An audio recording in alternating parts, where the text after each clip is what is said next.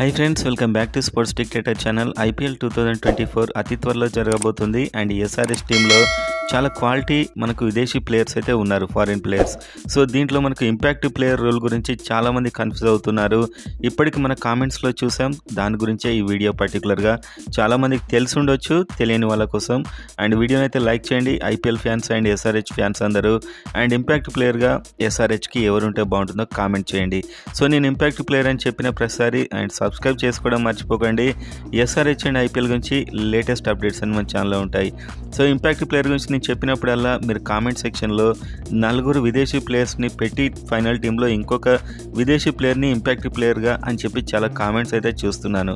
అప్పుడు 5 విదేశీ ప్లేయర్స్ అవుతారు. సో ఇక్కడ అలా ఉండదు. రూల్ ప్రకారం ఏంటంటే కేవలం 4 విదేశీ ప్లేయర్స్ మాత్రమే ఉండాలి. ఇంపాక్ట్ ప్లేయర్తో సహా 4 కంటే ఎక్కువ ఉండకూడదు. సో ఒకవేళ ఇంపాక్ట్ ప్లేయర్గా విదేశీ ప్లేయర్ని తీసుకుందాం అనుకుంటే ఫస్ట్ ప్రకటించిన ప్లేయింగ్ 11లో 3 మాత్రమే విదేశీ ప్లేయర్స్ ఉండాలి. అప్పుడు మధ్యలో ఇంపాక్ట్ ప్లేయర్గా విదేశీ ప్లేయర్ని తీసుకోవచ్చు, ఒక డొమెస్టిక్ ప్లేయర్ని తీసేసి. సో ఇదే ఇప్పుడు ఎస్ఆర్హెచ్కి వచ్చినటువంటి సమస్య. క్వాలిటీ ప్లేయర్స్ అంతా విదేశీ ప్లేయర్సే, కానీ ఇంపాక్ట్ ప్లేయర్గా విదేశీ ప్లేయర్ని తీసుకోలేరు. తీసుకోవాలనుకుంటే ఫైనల్ టీంలో 3తోనే విదేశీ ప్లేయర్స్తో వెళ్ళాలి, మధ్యలో ఇంకో ప్లేయర్ని రప్పించుకోవచ్చు. సో ఎలా అయినా కూడా కేవలం 4 విదేశీ ప్లేయర్స్ ఉండాలి.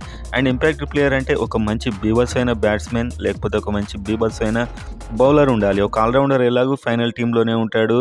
అండ్ ఈ విధమైనటువంటి ప్లేయర్ ఎస్ఆర్హెచ్లో చాలా తక్కువగా ఉన్నారు. ఆ బీభత్సమైన హిట్టర్ అయితే ఉమ్రాన్ మాలిక్ బౌలర్గా ఉన్నాడు, కానీ అతను రన్స్ ఇస్తున్నాడు. అండ్ అబ్దుల్ సమద్ ఒక బీభత్స్ అయిన బ్యాట్స్మెన్ అవుతాడని తయారు చేస్తున్నారు, కానీ ఇప్పటివరకు అతను తయారు కాలేదు.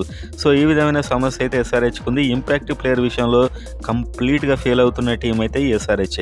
సో ఈసారి ఎలా కవర్ చేస్తారో దీన్ని చూడాల్సిన అవసరం అయితే ఉంది. మీరైతే కామెంట్ చేయండి, ఎవరు ఇంపాక్ట్ ప్లేయర్ ఉంటే బాగుంటుందో.